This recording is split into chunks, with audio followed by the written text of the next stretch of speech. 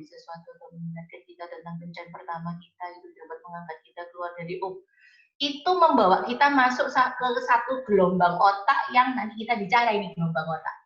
Gelombang otak yang membawa kita kepada satu gelombang yang ingin dibuang gitu ya. Artinya gelombang otak yang sampai ke kita mau membuang semua informasi yang tidak berguna. Nah, makanya kenapa kok kalau orang bernada itu adalah salah satu cara untuk memasukkan, menginputkan ucapan kita ini ke dalam otak lawan bicara kita. Gitu ya. Ini biasanya teman-teman dari marketing atau dari sales itu yang dilatih luar biasanya dalam hal seperti ini. Bagaimana cara mempersuasi seseorang untuk buying something gitu ya, untuk membeli sesuatu itu dengan nada yang seperti apa supaya message kita itu masuk sampai ke area memori supaya kita kalau dengar nada tertentu itu kita akan langsung mengingat sesuatu. Misalnya teng teng teng teng teng. Nah, misalnya denger lagu kayak gitu itu kita langsung membayangkan apa coba gitu ya. Langsung kalau atau lagu yang misalnya kita ngomong aja dari Sabang sampai Merauke lah, langsung ingatannya apa? Iklan apa gitu ya. Langsung ada visual imagery di dalam kepala kita tentang sesuatu itu gitu ya. Jadi apa yang dikatakan oleh Oliver Sacks ini itu iya gitu true gitu ya. Bagaimana musik itu masuk ke area-area otak kita yang sampai ke pembayangan, sampai ke memori, sampai kepada emosi. Nah, kita masuk lebih jauh gitu ya.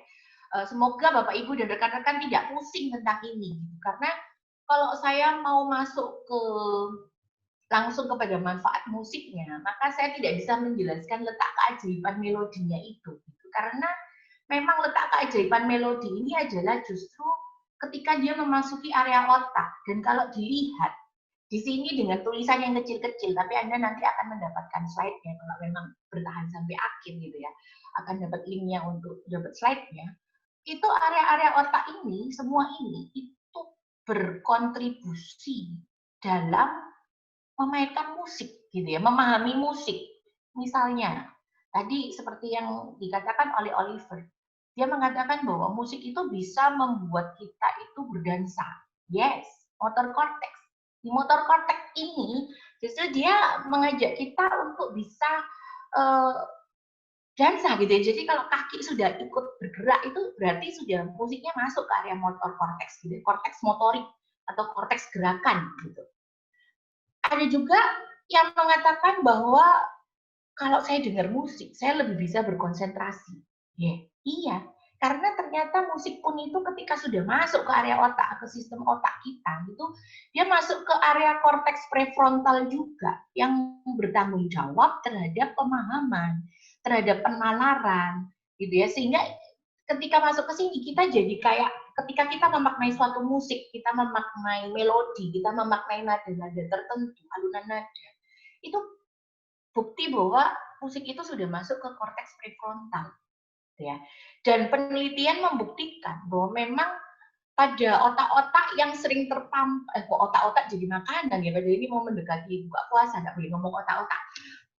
Dalam otak musisi, gitu ya, dalam kepalanya musisi, itu korpus kalosumnya lebih besar. Korpus kalosum itu apa? Gitu. Itu adalah bagian dari otak yang menghubungkan antara otak kiri dan otak kanan kita, ya, belahan otak kiri dan otak kanan. Beberapa waktu yang lalu kan sempat ya itu beredar fenomena tentang mengaktifkan otak kanan, gitu ya. Otak kanan ini otak-otak rileks dan otak yang untuk santai, untuk seni, gitu, untuk kreativitas, yang seperti itu, gitu ya, melalui senam kalau waktu itu diperkenalkannya. Gitu. Tapi senam itu juga tidak ada artinya kalau tanpa musik.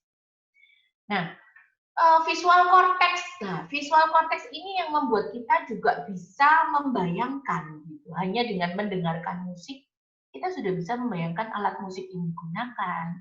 Kita membayangkan tampilan wajah orang yang memainkan, tampilan wajah orang yang ya kira-kira lah ya, kalau persis sama mungkin kalau belum pernah punya pengalaman melihat ekspresi wajah yang kaya, itu menjadi tidak terlalu precise gitu ya. Semua itu pasti berkaitan dengan pengalaman dalam bermusik. Gitu.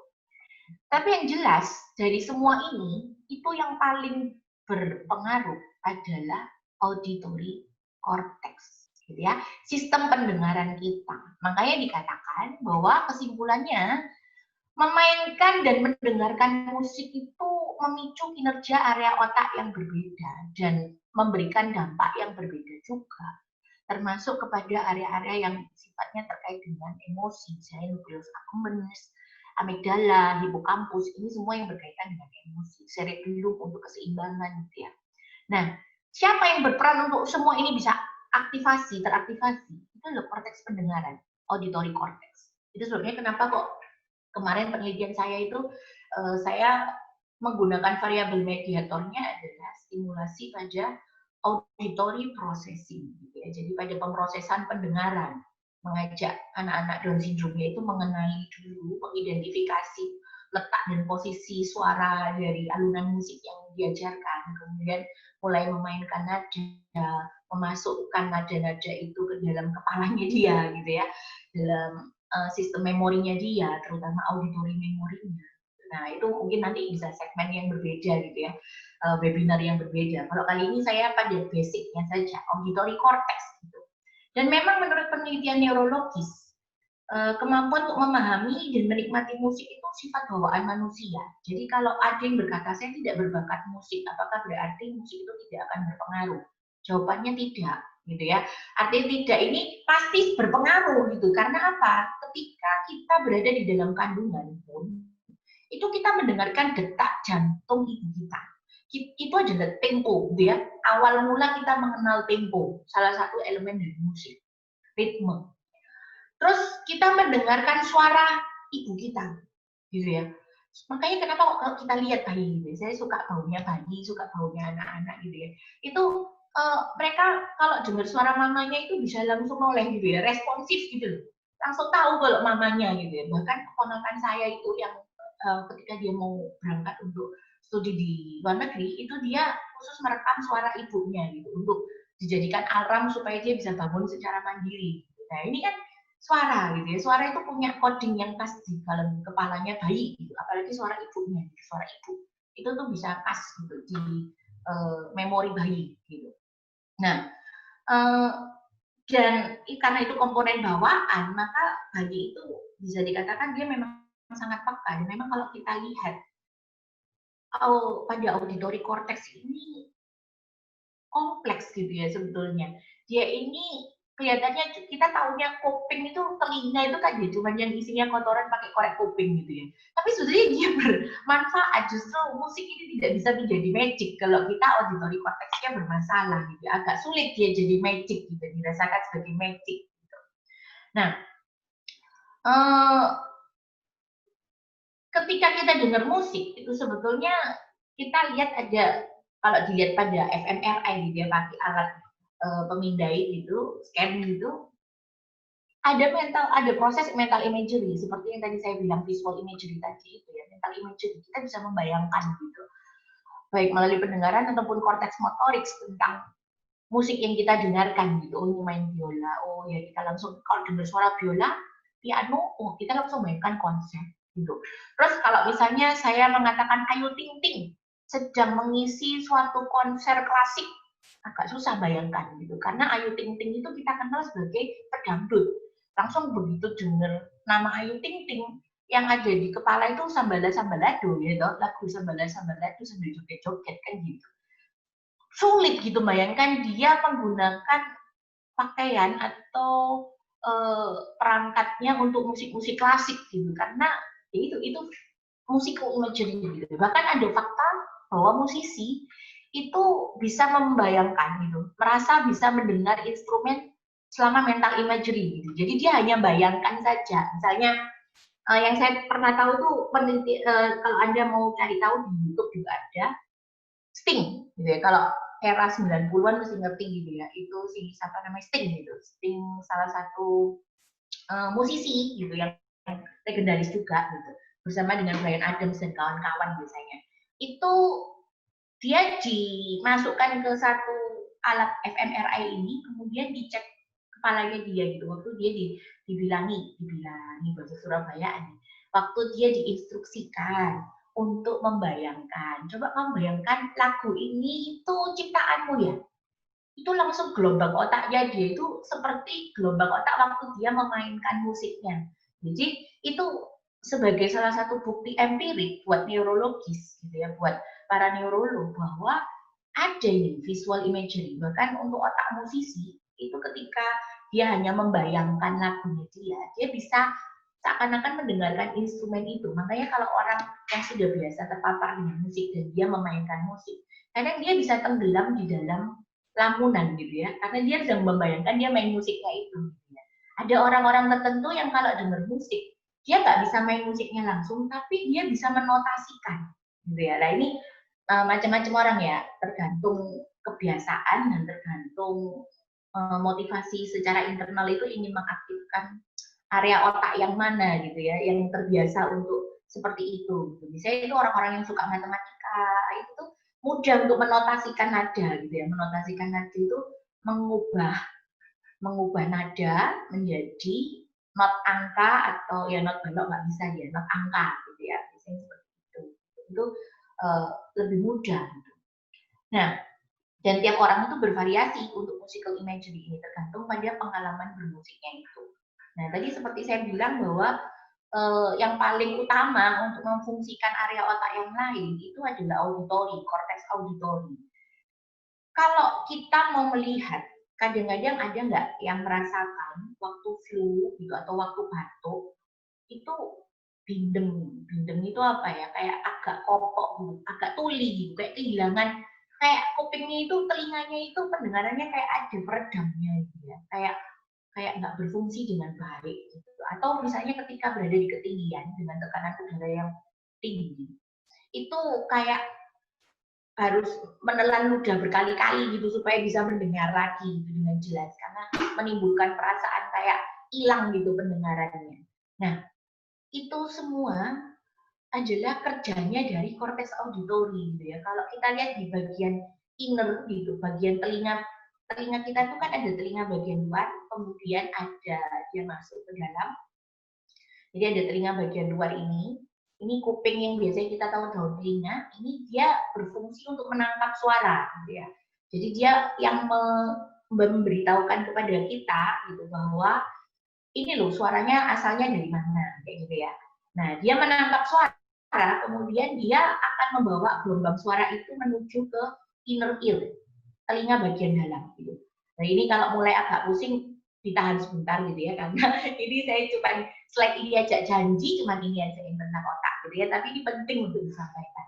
Nah, di telinga bagian dalam ini itu adalah kunci untuk bagaimana gelombang suara itu bisa masuk ke otak. Jadi otak kita itu spesifik, dia hanya bisa mengenal dua bahasa, yaitu bahasa kimiawi dan bahasa listrik. Gitu ya. Dan gelombang suara ini dibawanya dalam listrik gitu, dalam bentuk listrik. Nah, di tengah-tengahnya ini kan ada, kalau terkenal waktu dulu kita masih sekolah itu kan ada tulang-tulang gitu ya, tulang martil, tulang yang kawan-kawan itu kita nggak mau bahas itu gitu ya. Intinya melalui tulang itu, di situ ada cairan ini itu membantu untuk menginformasikan ke otak kita yang di tengah ini, itu posisi tubuh kita di mana, ya. Sehingga otak itu bisa tahu ketika Anda berbaring, miring, jatuh, gitu ya, dalam posisi apapun itu yang membantu sistem otak kita pada daerah keseimbangan. Makanya kenapa kok kalau telinganya bermasalah, biasanya keseimbangan seseorang itu akan bermasalah juga, gitu ya. Makanya ini auditori ini sangat penting gitu, tidak hanya pada gelombang suara, tetapi juga pada tekanan udara, gitu ya. Nah, tekanan udara ketika masuk itu kan cairan ini berusaha untuk menyeimbangkan. Nah, itu nggak nututi gitu ya, nggak keburu gitu, karena tekanannya terlalu intens gitu. Ketika kita berada di ketinggian gitu ya, itu terlalu intens sehingga kayak nggak keburu untuk dirubah menjadi bahasa yang lebih familiar untuk otak. Itu menyebabkan kayak di sini tuh penuh gitu ya, overload dengan udara tekanan itu tadi. Kayak harus masuk sini kayak tadi waktu Anda di waiting room harus masuk gitu ya, antri. Nah, itu kayak gitu bayangannya. Cuma ini kan kita tahu gitu ya, antriannya itu hanya bisa berapa. Nah, kalau yang di telinga ini itu nggak tahu gitu ya. Terlalu banyak berjubel sehingga akhirnya seakan-akan kita kayak harus mengetuk-ngetuk telinga gitu supaya kita kayak mengembalikan pendengaran kita. Padahal itu salah gitu ya. Itu malah memperparah gitu. Lebih baik kita yaitu kalau nak makan permen itu membantu untuk pergerakan yang di dalam sini supaya lancar gitu ya ke otak. Itu kita membantu dengan cara yaitu makan permen, menelan lidah, menelan ludah, kok menelan lidah gitu. Nah, kalau musiknya sendiri itu otomatis ketika daun telinga ini bermasalah, maka untuk masuk ke sini itu juga akan membahayakan justru modalitas yang di dalam sini. Nah, kekeliruan orang-orang pada umumnya itu kayak mengabaikan daun telinga gitu loh. Padahal daun telinga ini sangat penting. Ditindih macam-macam itu bisa berpengaruh enggak? Mungkin gitu. Karena kan kalau tindik itu kan luka ya. Jadi ini kan tulang lunak gitu. Itu kan luka gitu. Kemampuan recovery luka setiap orang itu berbeda gitu. Nah, singkat cerita, kalau misalnya kita korteks auditorinya bermasalah, maka dia tidak akan mampu mengolah musik itu dengan baik. Nah, padahal ketika musik, apalagi musik yang punya lirik gitu ya, jadi musik yang berlirik tidak hanya instrumental, itu masuk ke otak, itu dia akan dipisah pada dua area yang berbeda, gitu. Jadi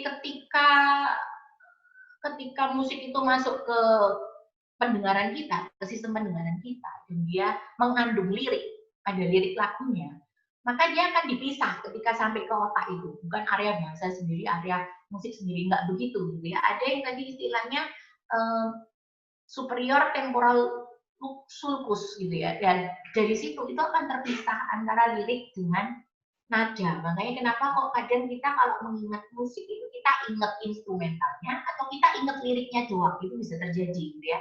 Karena kalau kita cuma dengar satu kali atau dua kali gitu, tidak dengan penuh konsentrasi gitu misalnya ya. Jadi saat mendengarkan musik, getaran suara itu masuk ke kotak pendengaran dan secara instan dia dipecah jadi elemen nada gitu ya. Jadi dia akan secara otomatis otak kita itu bagus gitu ya. Dia akan memecah musik itu jadi elemen-elemennya, timbre, nada, durasi, jadi dia frekuensi nadanya sendiri itu kayak dipisah gitu ya dibandingkan dengan biasa gitu. Sehingga kalau musiknya itu hadir dengan objek tertentu atau event tertentu, maka memori kita tentang musik itu juga akan terasosiasikan dengan situasi itu gitu ya. Itu keajaiban otak kita. Jadi melodi ini harus plus keajaiban otak kita ini tadi. Ya, fungsi otak kita ini, maka dia menjadi keajaiban melodi.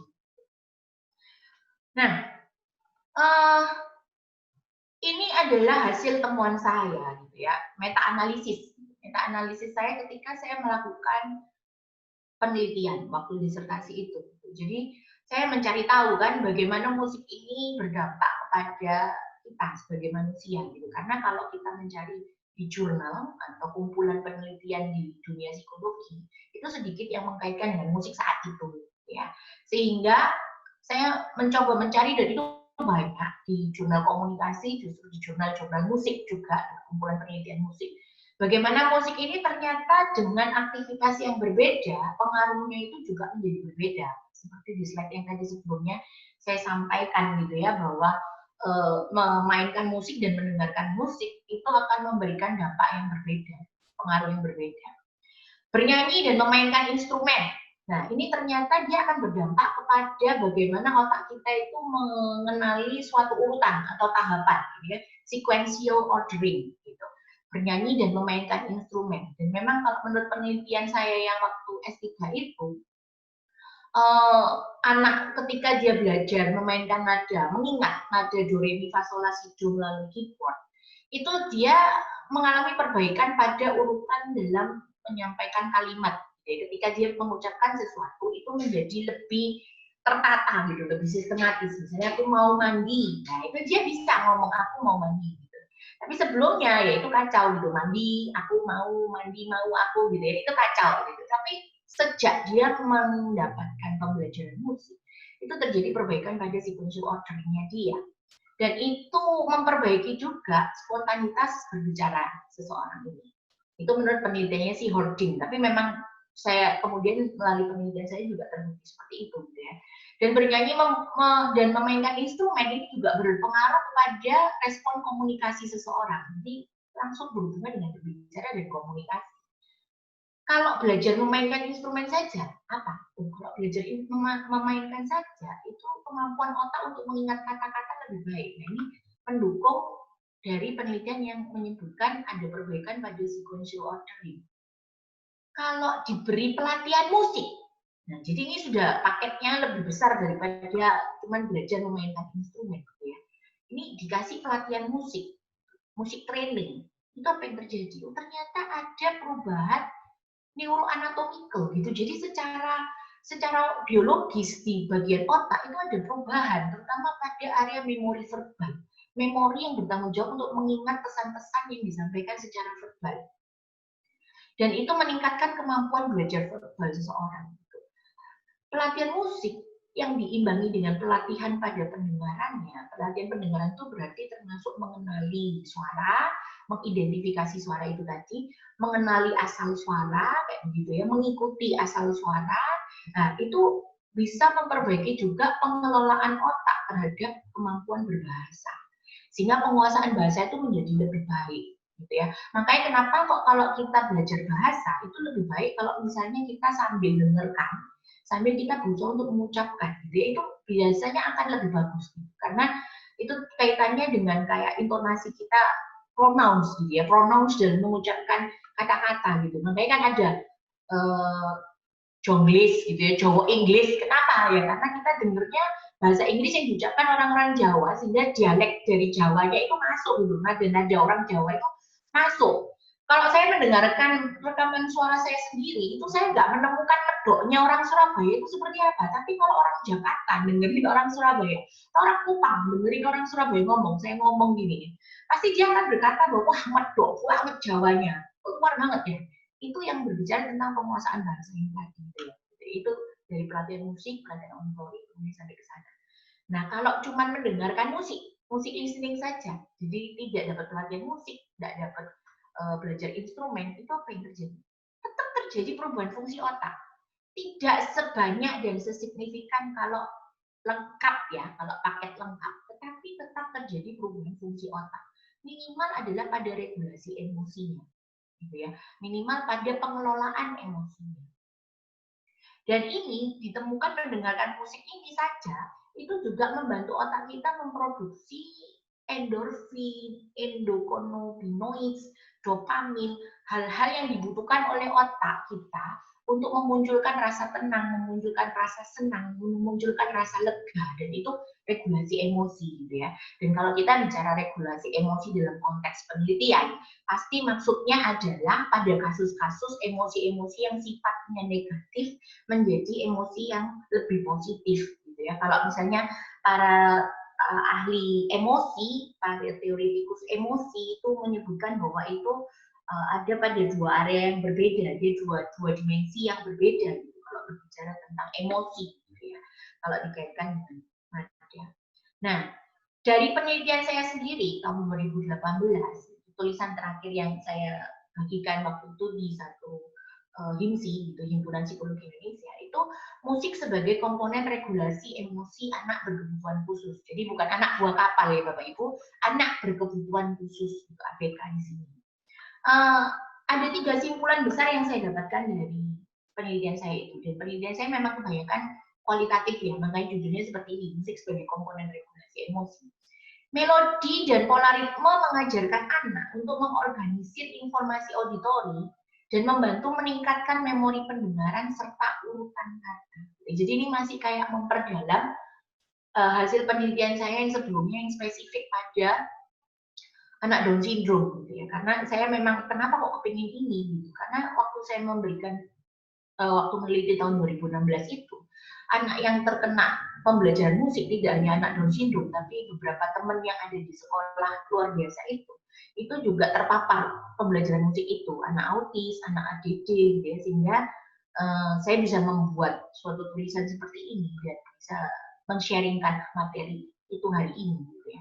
Kesimpulan yang kedua, bermusik mampu menjadi wadah sebagai pelepasan emosi serta meningkatkan kinerja area otak yang terhambat oleh emosi. Jadi kalau kita sedang tinggi, high gitu ya, emosinya lagi menguasai kita, misalnya stay at home yang berkepanjangan ini kan sangat besar kemungkinan kita menjadi sangat emosional gitu ya. Kalau tadi yang mengikuti sesi 1 dan sesi 2 disebut oleh Bu Eli dan Pak Taufik itu sebagai toxic gitu ya, toxic, emotional toxic gitu. Bagaimana itu perlu di manage. Gitu. Kalau Pak Taufik dengan mengajarkan tentang kebersyukuran ya, kalau saya melalui musik gitu ya, dan memang dari penelitian ternyata memang bisa menjadi pelepasan emosi.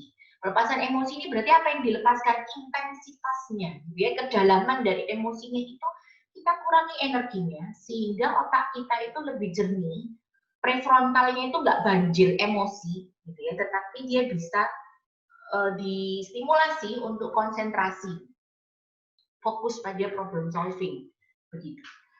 Kesimpulan ketiga, adanya preferensi musik dan rekan belajar bisa mempengaruhi motivasi bermusik dan berkomunikasi. Jadi memang kalau berurusan dengan anak-anak gitu ya, terutama anak berkebutuhan khusus itu sangat penting gitu rekan belajar. Gitu. Dan preferensi musik, saya menemukan untuk musik yang cocok buat mereka itu juga tidak mudah gitu ya. Makanya kenapa kok waktu penelitian saya eksperimen tahun 2016 itu, anak Down syndrome itu tidak semuanya dari 5 sampai 8 anak Down syndrome yang kena terpapar itu yang menjadi partisipan itu tidak semuanya mendapatkan peningkatan pada keterampilan komunikasi dengan tingkat yang sama gitu. Karena ternyata salah satu dan salah duanya itu menyukai dangdut gitu. Dan campur sari. Nah, ini karena orang tuanya memang sering memutar lagu itu ketika di rumah gitu ya. Sehingga anaknya sering terpapar itu, dia otaknya terbiasa mengolahnya itu lagu campur sari sama lagu dangdut. Nah, sedangkan lagu yang saya ajarkan waktu penelitian itu adalah Mary Had a Little Lamb, nadanya Mary Had a Little Lamb itu. Karena itu hanya mengandung 4 nada gitu, dan itu untuk developmental music itu dia bagus untuk pemula ya. Nah, itu dia nggak biasa gitu ya denger lagu kayak begitu gitu, sehingga agak lama gitu untuk membuat dia itu termotivasi untuk mengikuti kegiatan pembelajaran. Jadi preferensi itu sangat penting gitu. Kita mengetahui preferensi seseorang terhadap musik itu pun karena terbiasa gitu. Terbiasa dengan lagu apa. Saya sampai dewasa ini saya suka lagu, sampai tua ini kok dewasa itu menolak tua ya. Saya sampai setua ini itu suka gitu ya dengan musik-musik old fashion gitu ya, old yang zaman-zaman dulu gitu ya. Karena memang saya dari dulu selalu terpapar oleh musik-musik yang disukai oleh ibu dan tante saya gitu ya. Itu sukanya musik-musik zaman old yang klasik-klasik kayak gitu ya, model ya, ada ininya apa, ada liriknya gitu. Tapi ya gaya-gayanya itu gaya-gaya yang klasik gitu ya. Makanya kalau saya denger musik lagi butuh konsentrasi atau menenangkan diri, yang itu tuh yang klasik-klasik seperti itu tuh yang kayak berpengaruh gitu ya, magic di dalam kepala saya. Nah, gimana cara kerjanya sebetulnya? Nah, ini kita mulai masuk ke gelombang otak. Tapi kan saya janji, saya tidak mengeluarkan gambar otak lagi. Tapi saya nggak janji, saya tidak mengeluarkan gambar gelombangnya, gitu ya. Jadi, saya nggak mengeluarkan gambar otak, tapi ada gelombang otaknya. Karena mau nggak mau memang harus menceritakan gitu ya tentang gelombang otak. Karena penelitian memang menunjukkan bahwa musik dengan ketukan yang kuat itu memang bisa merangsang gelombang otak agar bisa beresonansi selaras dengan ketukan tersebut. Jadi luar biasanya otak lagi ini, otak kita ini secara otomatis dia bisa menyesuaikan gitu ya. Dia bisa dilatih untuk menyesuaikan gelombang otak itu dengan alunan nada atau melodi yang masuk melalui pendengaran kita, sistem pendengaran kita. Makanya kenapa kok ada orang-orang yang kalau mendengarkan musik-musik yang metal gitu ya, itu malah bisa tenang gitu ya. Sedangkan kita yang biasa dengar musik tenang, disuruh dengar musik metal itu rasanya kudu ngamuk gitu, rasanya pengen marah gitu ya. Nah, karena memang itu tergantung lagi pada preferensi musik dan bagaimana dia dibiasakan. Otaknya ini dibiasakan mengasosiasikan fungsinya, menghubungkan fungsinya itu dengan musik yang seperti apa. Kalau dia itu si otak ini dibiasakan tenang ketika mendengarkan musik dengan ketukan yang cepat atau dengan beat yang cepat gitu atau ganas gitu ya, agresif, maka dia setiap kali setiap kali dia butuh ketenangan, dia harus mendengarkan musik-musik yang seperti itu gitu ya. Justru kalau dia dengar lagu yang kalem itu dia nggak bisa tenang, dia malah cemas. Ada tipe-tipe orang yang seperti itu. Itu kembali lagi kepada pembiasaan terhadap otak kita gitu ya. Bagaimana kita menggunakan musik ini untuk bisa melatih otak kita. Jadi mulai sekarang harus hati-hati Bapak Ibu, rekan-rekan, kalau kita mendengarkan musik itu mesti pilih-pilih gitu ya. Pilihlah musik yang kalau kita mau melatih otak kita stres ya bisa juga gitu ya, itu kayak gitu ya. Kan yang terkenal itu kan bagaimana peneliti Jepang itu menggunakan musik tertentu untuk dilihat pengaruhnya itu kepada tanaman gitu ya, tumbuh kembangnya tanaman gitu, pertumbuhan tanaman, dan dilihat bahwa tanamannya itu menjadi stres gitu ya ketika diperdengarkan musik-musik yang keras gitu, beatnya kenceng seperti beatnya tinggi-tinggi kayak metal atau rock kayak gitu ya, itu membuat stres. Heavy metal gitu ya, rock metal itu tuh membuat stres tanamannya. Dan kalau dilihat dari apa namanya, bentuk cairan tubuh itu cairannya kayak mengkristal tajam gitu ya, mengkristal tajam itu berarti ketika dia bertubuhkan itu akan kayak melukai sistem kita gitu, sistem tubuh gitu, metabolisme tubuh gitu. Nah itu nanti kita mulai masuk kepada bagaimana itu berpengaruh pada imunitas tubuh kita yang kemudian akan berdampak kepada kesehatan mental kita gitu ya. Ketika tubuhnya stres, itu kesehatan mentalnya juga akan terganggu. Kita nggak bisa mikir gitu ya, susah mikir. Bayangkan jempol Anda cantengan aja, cantengan itu apa ya? Muncul kulit atau tumbuh daging yang tidak seharusnya gitu ya, atau terbuka di area kukunya. Nah itu kan bisa sampai bikin nggak bisa stres gitu, nggak bisa stres, nggak bisa mikir gitu, nggak bisa konsentrasi gitu ya. Nah rasa bawaannya pengen marah terus kayak gitu, susah untuk tenang. Nah, makanya itu kita perlu hati-hati Bapak Ibu kalau memilih musik, karena para musisi pun, para peneliti musik itu juga menyebutkan bahwa pemrosesan musik itu sifatnya sangat kompleks gitu. Nah, waktu saya sudah makin tipis nih kayaknya, saya sudah pukul 16.47, jadi kurang sedikit lagi saya harus berhenti. Maka saya percepat. Gelombang otak. Jadi musik ini mempengaruhi, kalau gelombang beta dilihat dari gambarnya saja kita sudah bisa membayangkan gitu ya. Beta ini adalah posisi kita sangat sadar gitu ya. Ini gitu ya. Artinya gelombangnya itu sangat cepat dan rapid, apa ya, lengket-lengket gitu loh, deket-deket gitu. Jadi ini aware banget gitu ya, untuk konsentrasi tingkat tinggi itu perlu beta gitu. Alpha itu adalah ketika kita dalam kondisi tidak tidur tetapi kita rileks dan tetap bisa konsentrasi. Waktu saya membuat materi untuk yang hari ini saya sampaikan, itu saya mendengarkan alpha wave ini gitu ya.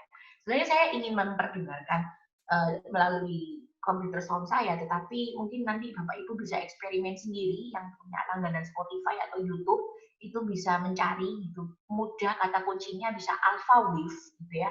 Nanti akan muncul gitu playlist tentang instrumental musik yang melatih alpha wave ini gitu di otak.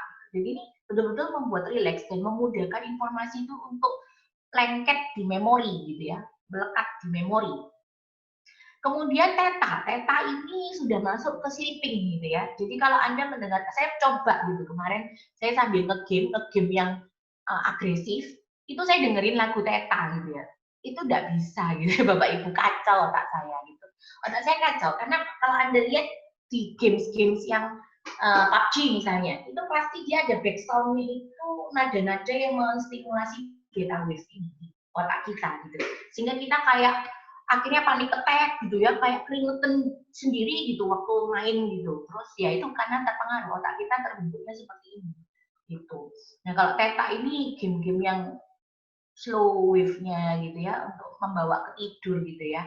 Biasanya itu kayak suara-suara alam gitu, suara hujan, gitu, suara gemericik air gitu, hujan deres gitu ya. Malam-malam Pak habis panas kayak gini gitu ya, tiba-tiba malam nanti hujan deres gitu, aduh enak buat tidur gitu ya. Theta. Delta ini makin dalam lagi, deep sleep ini, kalau bisa dikatakan ini deep sleep. Nah, ini penjelasan lebih detailnya, tapi saya tidak akan membahas karena tadi saya sudah menjelaskan di depan gitu, bagaimana sifat dari masing-masing gelombang otak ini. Dan sekarang kita akan mulai masuk kepada bagaimana fungsi-fungsinya itu. Kalau ke kesehatan, seperti tadi disampaikan waktu gelombang otak, dia ini bisa mempengaruhi ketenangan kita gitu, sehingga artinya memunculkan endorfin, dopamin gitu ya. Itu adalah yang berfungsi untuk menenangkan kita, menenangkan saraf otak.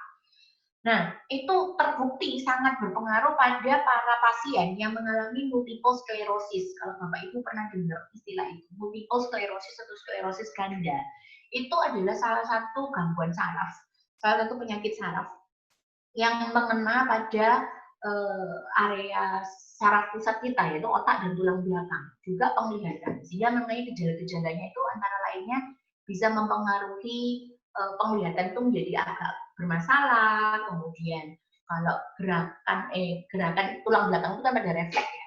Gerakan itu kayak kalau kita menundukkan kepala gitu ya, memajukan kepala ke depan tuh kayak ada kesemutan, kayak ada setrum gitu ya, sengatan gitu ya, kayak serasa kayak disengat gitu area tengkuk kita. Nah itu hati-hati gitu ya. Karena multiple sclerosis ini bahkan kalau saya lihat sumbernya kan di Alun Dokter itu, karena saya bukan dari kedokteran, cuman karena itu berhubungan dengan kecemasan, maka saya harus membahas itu sebagai salah satu contohnya. Multiple sclerosis ini adalah imun gitu, berkaitan dengan penyakit autoimun, sehingga artinya imun tubuh kita itu kayak gagal mengenali bahwa tubuh kita itu harus dilindungi, sehingga makanya biasanya ini menyerang pada perempuan yang usianya 15 sampai 55 tahun, kemudian dia punya riwayat diabetes gitu.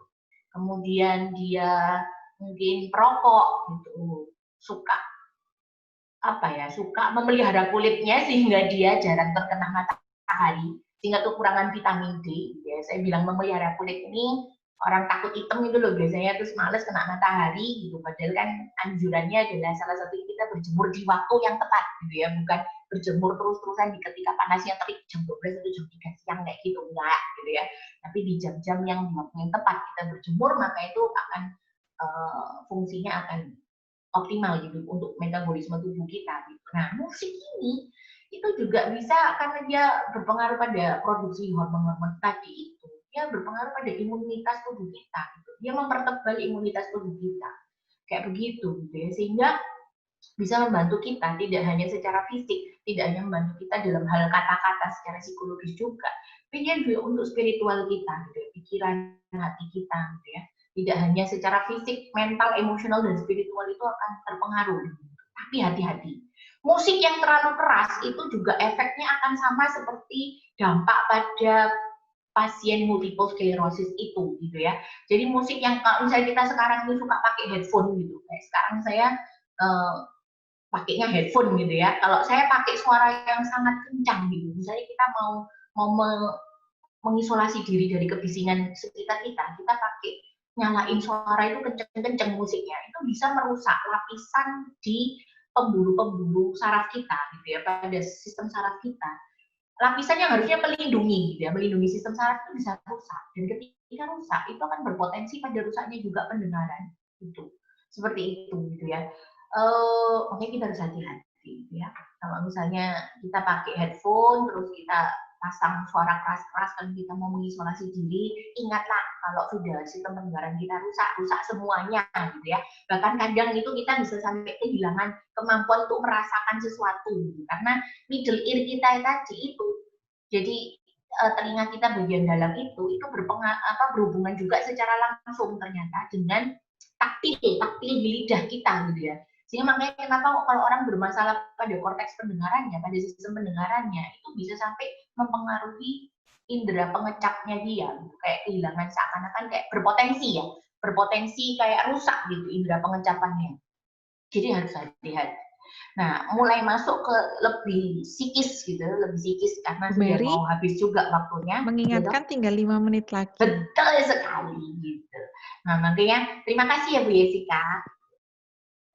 Ini mulai masuk ke psikis gitu, bagaimana dia bisa berfungsi musik ini untuk membantu mengurangi stres dan kecemasan. Dan kalau kecemasan ini turun, maka hormon yang dihasilkan itu adalah hormon-hormon yang lebih merilekskan. Gitu. Jadi makanya dikatakan bahwa musik itu bisa salah satu keajaibannya menjadi rileks. Dan itu juga otomatis berpengaruh juga kepada gangguan mood, gitu. Terutama untuk remaja-remaja gitu ya. Karena ditemukan bahwa orang dengan gangguan mood, remaja dengan gangguan mood itu 8-10%-nya berpotensi untuk melakukan bunuh diri. Nah, ini kan suatu hal yang berbahaya gitu ya. Nah, itu juga berpengaruh berpengaruh kepada anak-anak dengan attention deficit disorder, gangguan konsentrasi. Jadi dengan memanfaatkan pengkondisian gelombang otak melalui musik, pembiasaan mendengarkan musik dengan gelombang otak tertentu, itu bisa membantu seorang anak itu untuk lebih tenang dan bisa lebih konsentrasi. Gitu. Termasuk gagap, gitu ya. Ini menarik juga. Anak orang gagap itu kalau nyanyi tidak pernah gagap, gitu ya. Dia tidak mengalami disfluensi. Ini salah satu keajaiban, gitu ya. Yang kalau mungkin orang lihat, iya ya, ternyata iya ya, pidato aja masih bisa gagap, gitu ya. Tetapi ketika dia disuruh nyanyi, dia tidak mengalami disfluensi. Ini itu menarik. Kemudian dengan kepribadian, nah ini kaitannya dengan preferensi, gitu ya. Ketika kita membiasakan otak kita dengar lagu-lagu yang ceria, biasanya kepribadiannya juga terbawa, gitu ya, happy, gitu. Nah, semua itu kaitannya juga dengan tips, gitu ya. Makanya kita harus membuat daftar lagu yang memang sifatnya terapeutik, gitu. Tempatkan potongan musik dengan kategori berbeda sesuai suasana hati. Saya sendiri juga mempraktekkan itu kalau di tempat kerja. Saya biasanya juga punya playlist-playlist yang berbeda-beda. Playlist untuk konsentrasi, playlist untuk menenangkan, untuk mikir gitu, mikir yang tenang gitu. Artinya reconnecting antara pikiran dan hati saya itu bagaimana. Itu saya menemukan preferensi sendiri-sendiri gitu. Nah, tiap orang preferensinya beda-beda, tergantung tipe kepribadian dan kebiasaan mendengarkan musiknya. Temukan musik yang berbicara pada Anda. Nah, preferensi musik itu salah satunya adalah musik yang berbicara pada Anda, dalam tanda kutip berbicara ya, bukan yang menjadi spooky gitu, enggak. Tapi yang melalui musik itu kayak Anda connect gitu loh sama musiknya, itu klik gitu, dapat kliknya gitu. Dan pertimbangkan musik yang tanpa lirik, karena lirik itu membawa pengalaman dari yang menuliskan lirik lagu itu. Jadi kadang nggak connect kan kita antara lirik lagu yang merupakan pengalaman penulisnya dengan pengalaman kita sendiri. Gitu. Dan urutkan sesuai dengan tujuan Anda. Terakhir, magic of melody itu baru kita bisa rasakan melalui dari analisis lirik. Gitu ya. Kalau kita lihat analisis lirik, lirik itu pengalaman seseorang dalam memaknai pengalamannya dia, menuangkan pengalamannya dia itu ke dalam suatu tulisan lagu, gitu ya, lirik lagu. Dan itu kadang kita bisa connect sama lagu-lagu yang sesuai mood kita gitu ya, liriknya itu kayak connect banget gitu. Kayak saya pernah suka sama Make Me Feel My Love, lah itu pada kondisi saya lagi butuh spiritual healing ya, kayak gitu. Kemudian improvisasi musik playing yang kedua. Jadi kita berimprovisasi pada main instrumen. Kalau memang tidak bisa main instrumen, mulai belajar. Nggak salah mulai belajar. Yang simpel-simpel aja. Yang ketiga, aktif musik listening. Aktif musik listening ini sesuaikan dengan suasana hati. Songwriting ya ini tingkat advance gitu ya. Kalau Anda mau mengekspresikan emosi dan pikiran Anda lebih jauh lagi, tulislah lagu dengan lirik Anda sendiri gitu ya, ciptaan Anda sendiri. Ini referensi yang bisa diambil. Kemudian satu dari tulisannya Hans Christian Andersen, ketika kata-kata gagal untuk menyampaikan, musik berbicara. Nah, itu magic of melody. Gitu. Terima kasih. Mungkin kita bisa masuk langsung ke tanya jawab.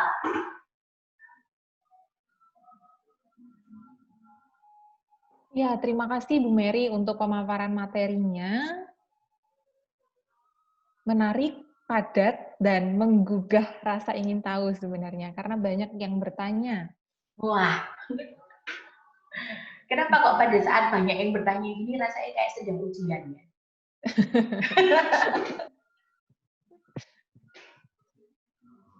Oke, kita mulai saja untuk pertanyaan yang pertama.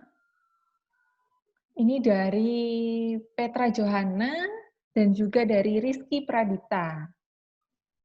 Kalau di luar negeri, terapi musik untuk meningkatkan kesembuhan dan kesehatan mental itu dipakai. Apakah di Indonesia sudah ada yang menerapkan terapi musik ini? Gitu. Kemudian, apakah terapi musik bisa digunakan untuk membantu orang-orang yang depresi? Seperti apa musik yang lebih tepat? Ya, terima kasih untuk pertanyaannya, karena ini pertanyaan yang memang sangat baik gitu ya. Kalau di Indonesia, memang agak sulit saya menemukan jurnal-jurnal atau kumpulan penelitian yang dilakukan oleh dokter-dokter di Indonesia yang memanfaatkan musik sendiri untuk terapeutik gitu ya.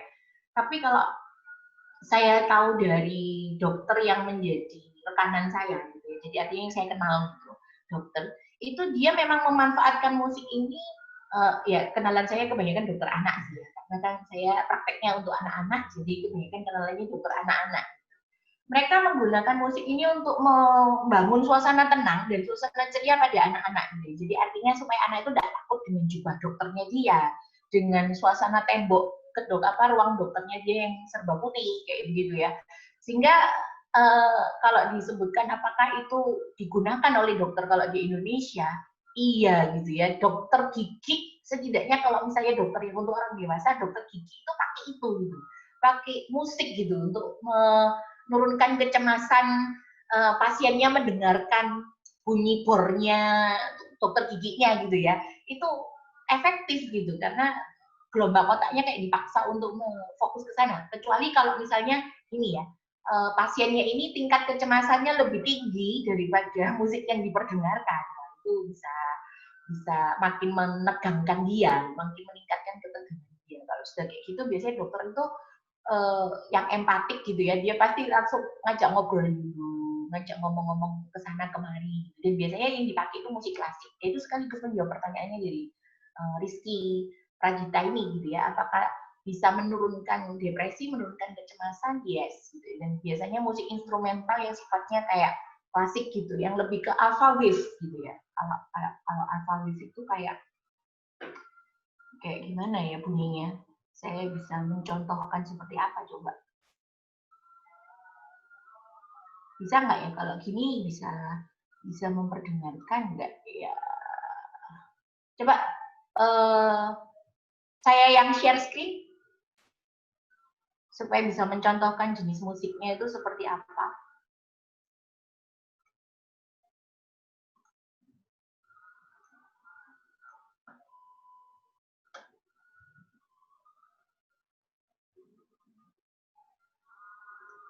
Bentar, ini belum keluar.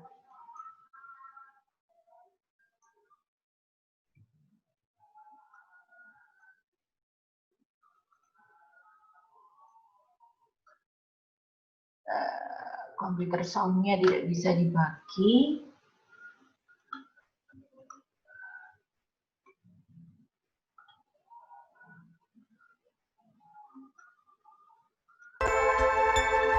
Nah, ini saya ulang lagi ya. Biasanya saya pakainya kayak gini. Biasanya dipakai musik instrumental seperti ini. Bisa didengar? Jessica Bisa, Bu. dengar? Bisa dengar.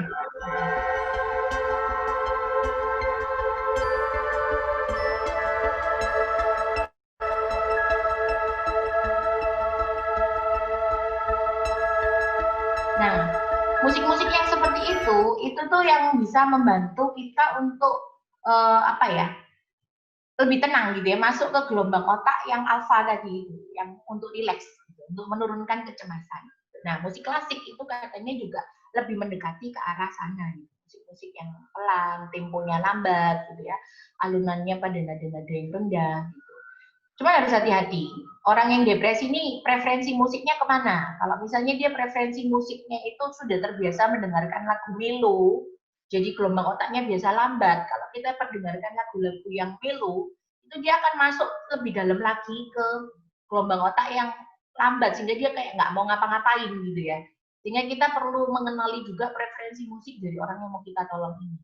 Makanya kenapa kita kan secara otomatis tuh kayak mudah tertarik pada lagu-lagu yang sedih, lagu-lagu yang melo gitu ya. Kayak begitu. Mungkin itu menjawab.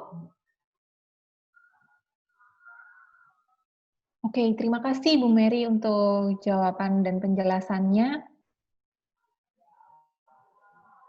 Nah, pertanyaan selanjutnya, bagaimana kalau seseorang tidak suka terhadap musik dan tidak bisa bermain musik sama sekali? Apakah musik terapi masih bisa bermanfaat? Gitu. Begitu juga dengan anak yang tidak bisa ikut nada. Jadi kalau nyanyi false, apakah berarti dia mengalami suatu gangguan? Misalnya ada gangguan pendengaran, mental, atau psikologis?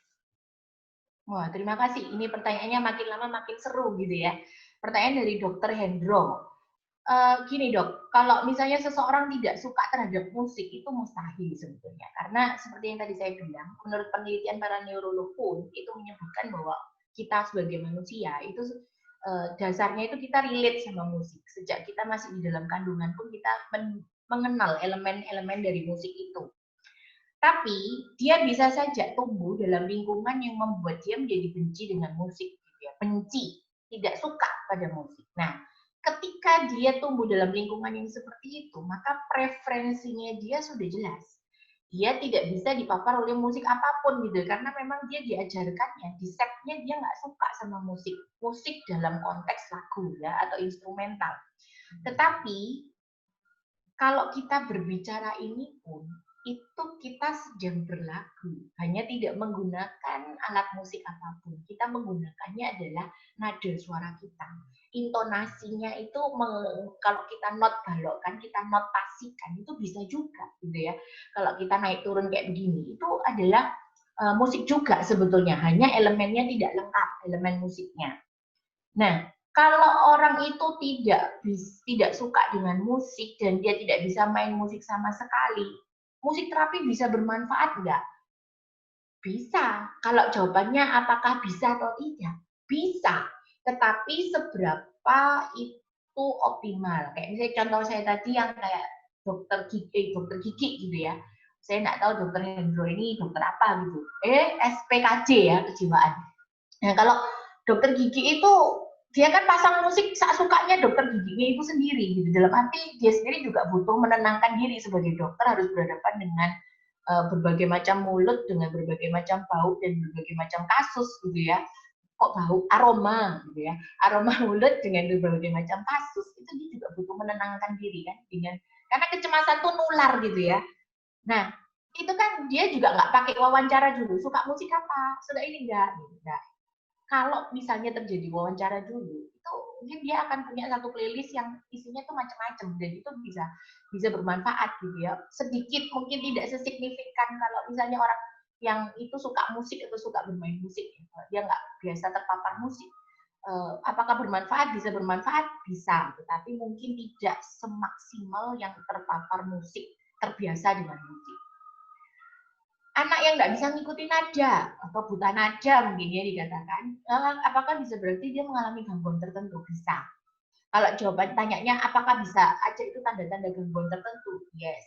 Kita kembali lagi kepada mekanisme pendengaran tadi itu. Kalau musik ini ketika kita menangkap informasi melalui sistem pendengaran, kita belajar berbicara, itu kan kita kulaan dulu, kita mengumpulkan dulu informasi yang kita dengar. Itu sebabnya orang yang tumbuh di lingkungan berbahasa asing, ketika dia harus berbahasa asing tersebut, misalnya dia orang Indonesia yang tumbuhnya di Korea, maka dia itu akan lebih mudah dan enak ngomongnya bahasa Korea gitu ya. Nah, karena memang kita berbicara itu tergantung pada apa yang kita tangkap melalui sistem pendengaran kita. Jadi kalau ada anak yang fales, itu kita perlu curiga dulu pada sistem pendengarannya dia. Apakah ada gangguan? Misalnya, ada pembengkakan pada kelenjar di tenggorokan ya, atau kelenjar yang tiroidnya dia yang berkaitan dengan sistem imun, itu juga akan berpengaruh menutup saluran dari informasi dari pendengaran kita menuju ke otak, ke sistem auditory cortex kita gitu di otak gitu. Sehingga ketika dia harus mengekspresikan kembali, dia harus berbicara, produksi suaranya dia akan bermasalah gitu. Karena apa? Yang dia keluarkan itu sesuai dengan yang dia tangkap, kayak gitu. Pertanyaan utamanya sebetulnya mungkin lanjutannya apakah itu bisa dibenahi? Bisa, gitu ya. Bisa, tergantung tingkat kepalanya. Kalau masih anak-anak bisa, selama tidak ada kayak apa ya, misalnya kasus-kasus khusus seperti ada kelainan pada struktur otaknya dia gitu ya. Misalnya ada kasus khusus seperti itu, ya tentu harus diskusi lagi lebih lanjut dengan dokter terkait. Begitu.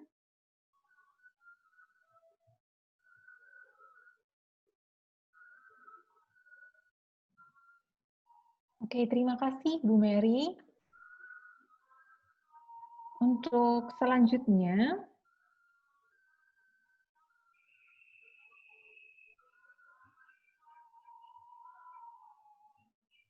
Nah ini, bagaimana penjelasannya musik atau instrumental bisa meningkatkan kecerdasan bayi sejak dalam kandungan? Perkembangan yang dirangsang lebih ke bidang yang bagaimana, bahasa atau yang lain? Dan paling tepat dimulai sejak kandungan di usia berapa? Wah, ini seru ini ya. Ibu Desi Irawati ini mempertanyakan hasil penelitian yang biasanya orang kalau kenal tuh fenomena tentang efek Mozart. Jessica pernah dengar ini, efek Mozart. Iya.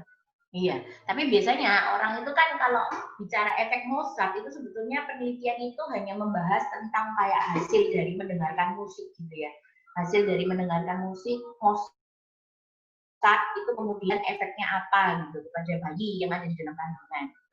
Nah, sebenarnya itu memang efek dari itu sejak mulai biasanya minggu-minggu ini kalau misalnya ada dokter yang opjin gitu mungkin bisa membetulkan gitu ya, bisa angkat tangan riset terus bilang salah bu bukan itu gitu ya. Biasanya minggu-minggu keempat atau minggu-minggu keenam dari kehamilan itu tuh pembentukan mulai terjadi pada sistem pendengaran, jadi mulai ke telinga gitu ya. Jadi mulai ke arah korteks pendengaran itu telinga mulai dibentuk. Pertama itu kan mata, gitu terus telinga gitu.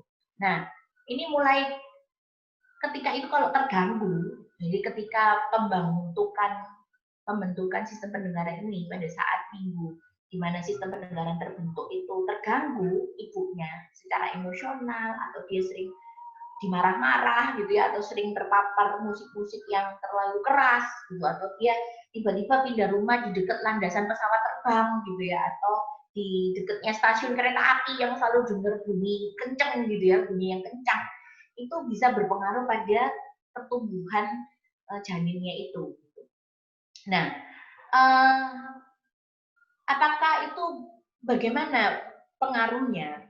Bagaimana cara kerjanya? Sebetulnya itu kaitannya karena tadi saya menyebutkan bahwa melodi atau musik itu dia berkaitan dengan gelombang otak. Jadi hubungan antara musik dengan otak itu dihubungkan melalui gelombang, ya gelombang suara yang kemudian menjadi gelombang otak. Gitu. Kalau di otak kita menjadi alpha wave, beta wave, theta wave, delta wave, dan yang paling tinggi sebetulnya gamma wave ya. Gamma wave itu gelombang gamma ini gelombang yang wow itu kalau menurut penelitian gelombang kalau orang itu full concentrate gitu ya, full konsentrasi di mana otak itu betul dalam kondisi tenang. Jadi biasanya orang yang biasa meditasi dan bisa sangat fokus gitu, itu gamma wave bisa mencapai gamma wave itu. Nah melalui gelombang otak itu, jadi melalui instrumental klasik bisa kalau mau pakai Mozart gitu ya, untuk merangsang neuron gitu ya, sistem sarafnya itu berkembang lebih banyak. Kalau tadi di awal-awal slide waktu saya menyampaikan tentang gambar otak, yang saya sebutkan loh, kalau lewat penelitian itu menyebutkan tuh corpus callosum yang menghubungkan corpus callosum sisi yang menghubungkan antara otak kiri dan otak kanan pada orang yang terpapar musik sejak di dalam kandungan, yaitu perkembangan korpus kalosumnya itu lebih tebal dan lebih kuat, gitu ya, lebih lebar gitu ya, sehingga yang mengkoneksikan antara otak kiri dan otak kanan itu lebih seimbang gitu. Kinerja fungsi antara otak kiri dan otak kanan itu menjadi lebih seimbang. Gitu. Nah itu kita juga tahu gitu ya keseimbangan otak kiri dan otak kanan itu sangat besar gitu. Orang kalau cuma pakai otak kiri itu nggak semaksimal kalau misalnya otak itu bisa seimbang fungsinya antara rileks dan logik seperti itu.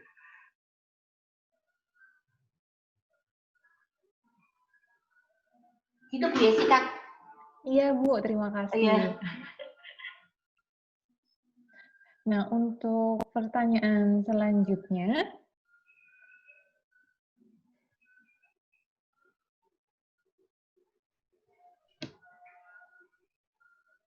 nah ini, apakah pemilihan musiknya itu tergantung dari jenis gangguan di tingkat keparahan? Karena ibunya dulu pernah menghadapi klien autistik, yang satu bisa berkomunikasi dan satunya belum bisa berkomunikasi. Apakah yang belum bisa berkomunikasi ini bisa memiliki perubahan untuk nanti bisa berbicara atau berbahasa setelah mengikuti terapi musik? Sangat bisa, Ibu Virginia Sukmadewi. Itu yang tadi saya bilang tahun 2016 saya melakukan penelitian eksperimen pada anak Down syndrome yang di sekolah itu ternyata juga ada anak autism dan anak ADHD. Nah, anak autisnya ini itu dia kan paling susah diajak berkomunikasi gitu ya. Dan hampir ibunya itu hampir mengeluarkan anak ini dari sekolah karena eyangnya bilang kok gak ada kemajuan sih di sekolahin gitu kan, kok tidak ada kemajuan ketika dia disekolahkan gitu. Terus dia itu kan mengikuti tuh kelas saya waktu saya ngajari musik ke anak Down syndrome-nya. Setelah setiap kali selesai saya tutup kelasnya, saya mau ringkes-ringkes gitu, saya mau bereskan peralatan musiknya. Itu dia mendekat, terus saya tanya, kamu duduk mau belajar? Iya, sini. Terus saya pergi, dia duduk. Dia duduk, terus dia neken notnya itu. Dan ternyata, Bu, itu dia memainkan nada do, re, mi, fa, sol, la, si, do-nya itu bisa berkembang dari do sama dengan C sampai do sama dengan B, do sama dengan A. Jadi dia malah mengeksplorasi nada yang tidak saya ajarkan ke anak Down syndrome ini. Hanya dengan dia memorize, gitu, dia mengingat, sangat fokus. Anak-anak berkebutuhan khusus itu rata-rata sangat ketika dia keliru bahasa ekspresifnya bermasalah, reseptifnya dia itu oke gitu ya. Jadi dia mengingat gitu, mengingat apa yang dia amati. Dia mengingat do, re, mi, fa, sol, la, si, do-nya itu dan nadanya itu dan dia bisa mengeksplor itu gitu ya. Ketika dia mengeksplor itu, dia setelah 2 atau 3 minggu pemaparan musiknya itu tanpa dia belajar secara khusus, hanya saya biarkan dia eksplorasi keyboardnya itu, dia bisa guyonan, bercanda gitu ya, dia bisa menggoda gurunya gitu. Ya memang tidak berucap secara banyak gitu ya, tidak kemudian mendadak menjadi cerewet gitu, tidak. Tapi dia lebih ekspresif secara emosi, dia bisa bercanda, lebih connect secara emosi, dia bisa bercanda, itu kan berarti dia menginisiasi suatu tindakan untuk menggoda gurunya. Berarti kan ada satu gerakan aktif, satu komunikasi aktif walaupun tidak secara verbal. Kayak begitu gitu. Jadi memang terapi musik ini kalau misalnya ditanyakan apakah itu akan membuat seseorang yang tidak bisa berkomunikasi kemudian dia bisa? Iya, gitu ya. Asal memang dia secara modalitas untuk berkomunikasinya tidak bermasalah ya. Artinya pendengarannya tidak bermasalah, dia memang secara untuk ekspresif bicara juga, produksi bicara juga tidak bermasalah, itu nggak masalah. Masih bisa gitu ya. Tapi kalau ada masalah pada pendengaran itu tentunya perlu penanganan lebih dulu. Nah, Bu Mary, Gitu ini kira-kira. sekalian menyambung untuk individu yang berkebutuhan Mm-mm. khusus, itu ada lagi terapi musik yang seperti apa yang bisa merangsang dan membuat individu yang berkebutuhan khusus ini bersemangat menjalani hidup. Dan apakah ada cara khusus nantinya bagi orang tua untuk menyampaikan atau mengajari musik kepada anak yang berkebutuhan khusus? Nah, ini terima kasih sekali untuk pertanyaannya, karena ini memang sangat penting untuk di-sharingkan ya, untuk pertanyaan-pertanyaan praktis seperti ini gitu. Karena musik ini, itulah justru letak keajaiban dari musik gitu. Dia bisa membuat seseorang itu punya semangat hidup lagi. Terutama yang kalau menurut saya caregiver-nya ya, perawatnya. Gitu. Sebetulnya untuk anak berkebutuhan khusus, kuncinya itu adalah orang yang terdekat dengan dia. Ketika orang yang terdekat dengan dia itu menunjukkan kecemasan, orang yang terdekat dengan dia itu menunjukkan aku capek, kamu nggak ada kemajuan, itu akan kayak tertransfer gitu.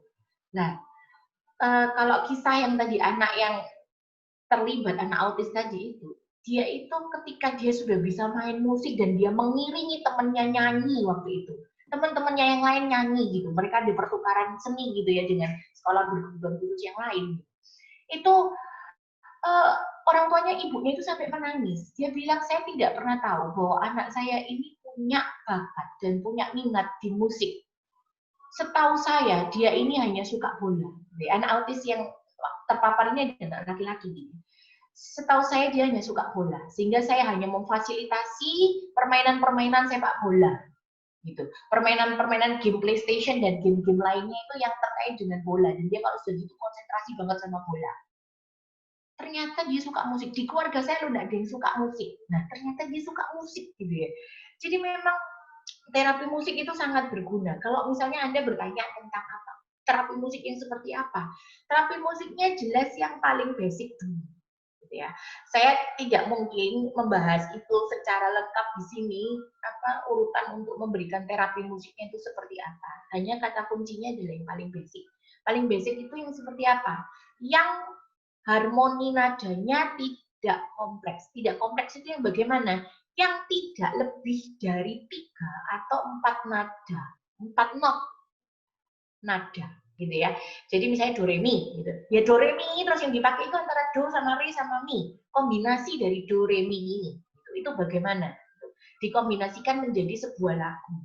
Nah, makanya kalau menjadi pendamping dari anak berkebutuhan khusus itu kita butuh untuk kalau mau memberikan terapi musik ya, pembelajaran musik, kita butuh untuk menyelami musik ini sendiri.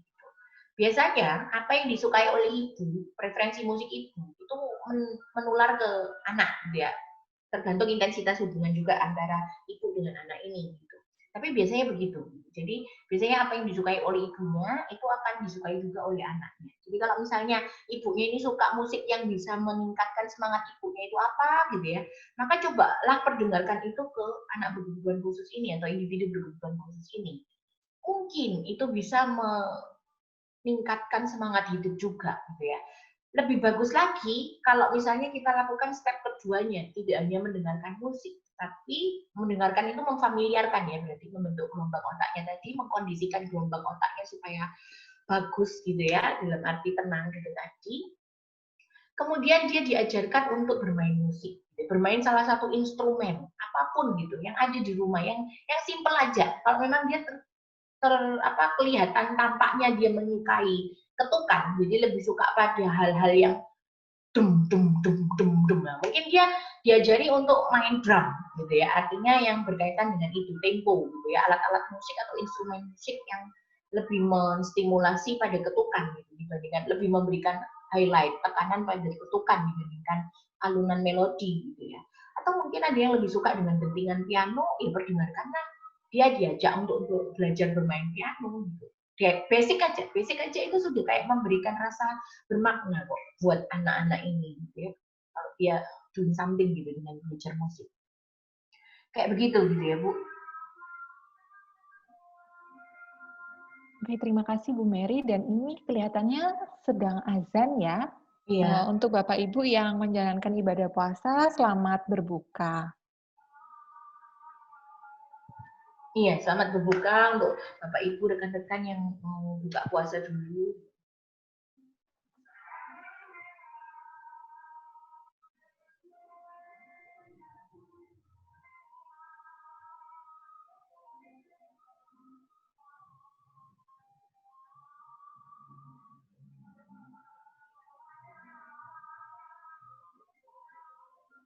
Bu Jessica?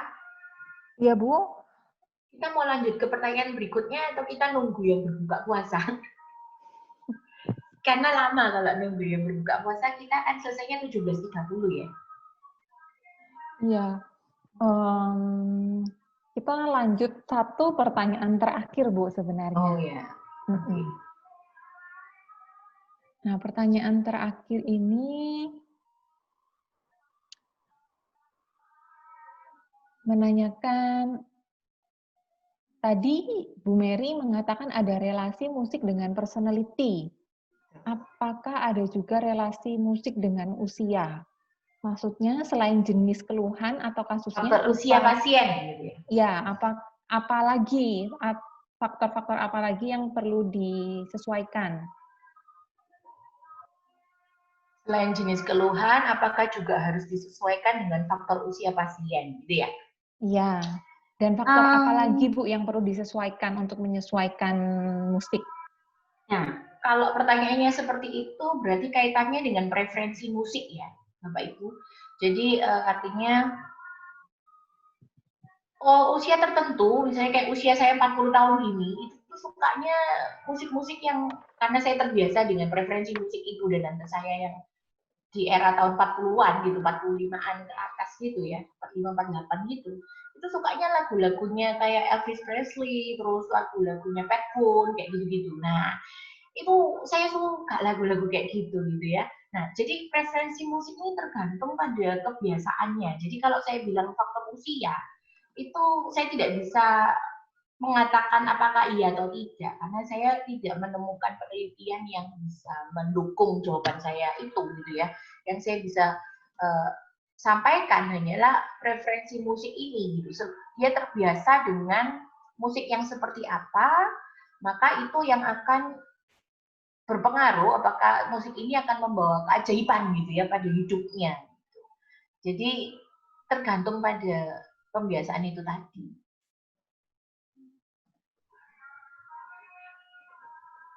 Oke, semoga bisa menjawab pertanyaan dari peserta.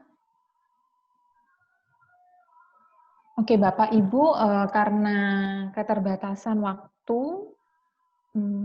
saya mohon maaf, gitu. Jadi tidak bisa membacakan semua pertanyaan yang masuk. Namun nanti Bapak Ibu bisa mendapatkan jawaban itu melalui link yang ada di akhir acara setelah kita tutup nantinya. Jadi pertanyaan Bapak Ibu akan tetap dijawab oleh Bu Mary melalui link tersebut gitu. Nah, untuk sekedar informasi juga untuk Bapak Ibu yang sudah ikut di seri pertama minggu lalu gitu. Nah, Bapak Ibu juga bisa sering-sering ngecek linknya, apakah jawaban Bapak Ibu sudah terjawab gitu. Bisa dicek di link ya. Nah, sebelum mengakhiri sesi, apakah dari Bu Mary mungkin ada 1 atau 2 buah kata penutup yang bisa disampaikan untuk peserta webinar hari ini? Iya, mungkin saya cuman kayak apa ya,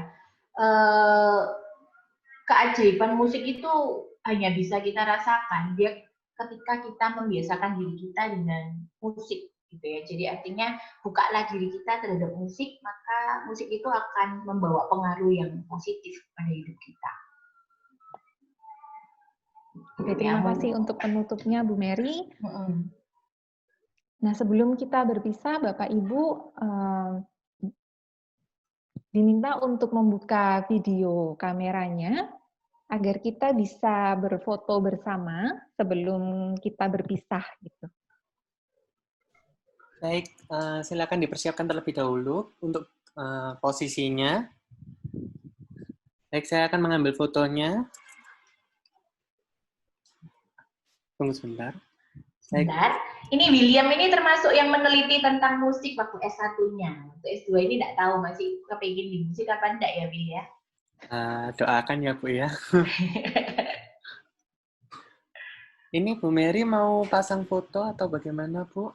Ya foto itu aja lah, karena memang videonya tidak bisa. Jiong.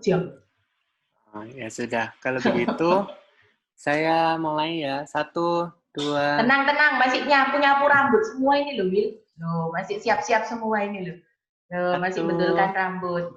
Cek, jangan satu dulu, masih betulkan rambut ini loh. Sabar toh, Will. Iya, Bu. Tenang, Will. Sudah? Sudah siap? Siap. Baik, 1, 2, 3.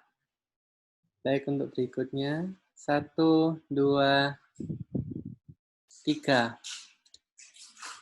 Berikutnya, 1, 2, 3. Berikutnya, 1, 2, 3. Terakhir, 1, 2, 3. Baik, sudah selesai untuk sesi fotonya, Bu. Saya kembalikan ke Bu Jessica. Oke, terima kasih, Will. Nah, Bapak Ibu, nanti di akhir ini ada link yang akan ditampilkan. Nah, di situ nanti Bapak Ibu bisa mengakses materi untuk hari ini, e-sertifikat, kemudian jawaban dari pertanyaan Bapak Ibu yang belum terjawab, dan juga evaluasi. Jadi mohon diisi link evaluasinya sebagai masukan bagi kami untuk memperbaiki di webinar selanjutnya gitu.